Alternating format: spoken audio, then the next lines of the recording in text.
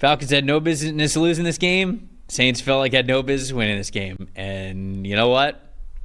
Saints won the game. 20-17. New Orleans gets the victory here. They get the fired head coach bump, which I think is a very, very real thing in this league. Let's take a look at the top 5 graded players for the New Orleans Saints because they won the game. Look at who's at the top. Trevor Penning. As if things weren't batshit enough with this game even ending the way that it is. Well, Trevor Penning guy there too. Grading at a 92.7, and then wide receiver Marquez Valdez-Scantling a 92.1. It's just hilarious to me. Shout out to those guys. Guard Cesar Ruiz with a 77.1 overall grade. Wide receiver Kevin Austin Jr. getting a rep here at number 4, 73.1, and then safety Tyrann Mathieu a 71.5. Derek Carr in this game a 77.3. On Atlanta's side of things, Chris Lindstrom. We sure that number's right? Is that number right? 96.7. I know it's right because it's a classic Chris Lindstrom game. He'll give you one of these every now and then because he's unbelievable at run blocking. Defense tackle Eddie Goldman with an 89.7. Running back Bijan Robinson a 78.1. Wide receiver Drake London a 78.1 as well. And center Ryan Nuzzo with a 73.9. Kirk Cousins in this game a 62.3. Dalton, I'll just start because you actually have an analytical point here with your stat that matters or stat that tells a story. My stat that tells a story is this voodoo magic. It's real. It's New Orleans, down man. there. It's real. There are so many weird games that happen with the New Orleans Saints where they win at all or win in a way that you never would have expected. Sometimes it's special team stuff. Sometimes they're just absolutely unbelievable on the ground. Sometimes it's the defense stepping up and it's multiple turnovers. Sometimes it's guys that maybe weren't even in the NFL a couple of weeks prior and now they're absolutely standing out. Guys that we thought were draft busts like Trevor Penning grading out as elite players. Marquez Valdez-Scantling, 3 catches, 3 targets, over 100 yards, 2 touchdowns. The Saints had no business winning this game, man. No business. This team looked absolutely dead in the water, and they come out and, as I was looking at the games and, okay, like, who do I pick in this game? Who do I bet in this game? A couple of my friends were like, oh, yeah, Falcons -4. Like, that's easy money. And I'm like, I'd never touch this game. I'd never touch this game. Saints-Falcons game, I'd never, no. Saints-Falcons, ever. But in New Orleans, given all the craziness that has happened with this franchise. So mine's a little bit more sarcastic here, but it really is just a shout-out to the New Orleans Saints because just a bunch of players stepped up where I don't know if I'm ever going to be able to depend on this again. Not even just next week, like throughout the season. So shout-out to the Saints coming together, getting a big win, proving a lot of people wrong. Nice win. A lot of weird things can happen in the Superdome, for sure. That is true. Weird things can happen down there, but you know what must have felt really weird for Derek Carr? Being protected. They came into this game last in the league in pass blocking grade, but you know what?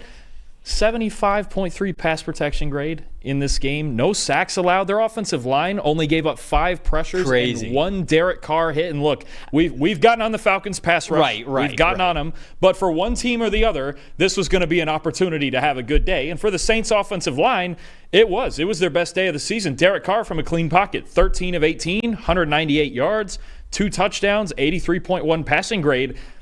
Any quarterback can succeed if they're left clean in the pocket at this level. The Saints have not been able to do it very much this season between injuries and poor performance and young players playing. You mentioned Trevor Penning. I'll mention him just right now as my most impressive guy because we've never seen a game like this from him. It was his best career game, that 92.7. Dominant, moving people in the run game. 94.7 run blocking grade. Only allowed 1 pressure on the day. And that's a performance where you go, okay, it is the Falcons, but we've at least never seen him do this before, and it was dominant. Maybe this is the first of a stack of weeks where we feel like, all right, we have Talisi Fuaga, who's had a pretty good rookie season on the left side. You have Trevor Penning going on the right side now. Maybe you start building this offensive line again because they need it in the worst way consistently week in and week out. But if nothing else this week against the Falcons, just an inept pass rush from them. That's just what they have right now. The Saints' offensive line was really good in this game, and I haven't gotten to say that very often this year. My most impressive, I think it has to be Marquez Valdez-Scantling if it's not going to be Trevor Penning, right? I'm glad that you shouted out Trevor Penning, but like I said before, Valdez-Scantling. Off the street came in and did this. NFL street. 3 catches on 3 targets, 109 receiving yards in those 2 touchdowns. just unbelievable, obviously. Rashid Shaheed is down for the year. Chris Olave not in this one because of the concussions that he is going through. He's on IR. So you just looked at this group. And again, this is a situation where you're previewing this game. You're looking at it on paper. You're like, why would I pick the Saints in this game? Why would you ever pick the Saints? And here we are. That's how they get you. The problem with the Saints is the theory was always Alvin Kamara, right? Alvin Kamara was kind of the plus factor in this one. Like, all right, well, if Alvin Kamara goes off, then they can keep it close and everything. Alvin Kamara had over 200 all-purpose yards last week. They got killed. Like, that was the one thing where you go, oh, well, if this happens, then they'll be good to go. That happened. And they were not able to get anywhere close to a victory. They're just getting some unsung heroes all over the place. Most disappointing for me, Falcons in the red zone. 1 for 3 in the red zone versus New Orleans here in this game. And Younghoe Koo missed a 53-yarder. Okay, makes sense, 53-yarder. That's kind of tough. 46-yarder, all right, probably got to make that one. 35-yarder, had it blocked. So you're not going to win many games when you attempt 3 field goals and you miss all 3 of them. Just doesn't really the math's not really going to work out in your favor. Also, shout out to Darren Rizzi, the interim head coach for the New Orleans Saints. Said he clogged the toilet before the game and thought that meant that it was an omen, that the game was going to be crappy. It wasn't. So shout out to him. I mean, no, I'm not gonna do it. I purposely served that up for you and then didn't say anything because I wanted to know if you would take it anywhere or if you would immediately move on to like a most disappointing. Listen, let's just say this. Was the most disappointing the plumbing?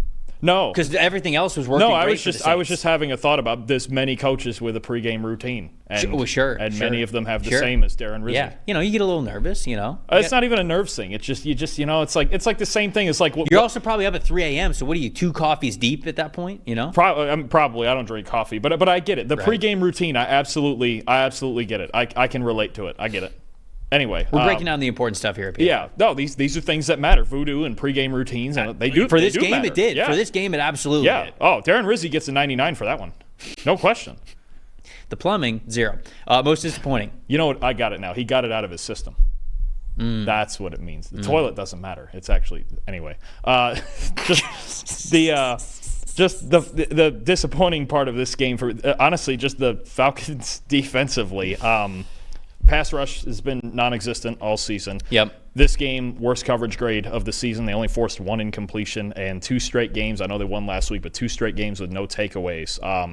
All things considered, what you said about there was no real reason they should have lost to the Saints, but when your defense just doesn't show up, even though the Saints only scored 20 points in this game, they still didn't make any plays to force anything here. So I get it. You're right. The red zone and the Falcons are kicking woes and all that stuff. It's just the confluence of things.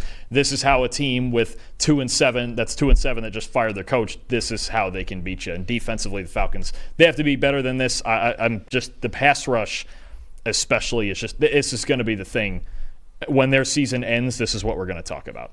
Because they have the second worst pass rush grade in the league. The Matt Judon trade hasn't worked. There's just nothing their pass rush is giving them. And when you're given not just good quarterbacks or any quarter, you give any quarterback a whole day of clean pockets, you could lose ball games. No, I'm with you. I want to give the Falcons credit because certainly in those situations where a lot of the scripted drives still, I think it's working out for them. I can't remember all of them off the top of my head, but I feel like, okay, well, Kirk Cousins had an opportunity to obviously get them back in this game and get close, and I think that stuff is working for them. Bijan Robinson, it's another 100-yard game for him. Tyler Algier, both of these guys had over 5.0 yards per carry. Robinson, another 2 touchdowns in this game. Drake London almost had 100 yards passing, and I think it's their defense that's going to hold them back. And the team's sitting here still at 6-4, but it's not a runaway for the division. A lot of these teams, especially I would say the Bucks, but until they fix their defense, I don't really know how much of a factor they are. It's going to be close down the stretch, but I do think the Falcons are going to enjoy having this couple of game cushion as they still try to figure it out with their defense, because it's going to be up and down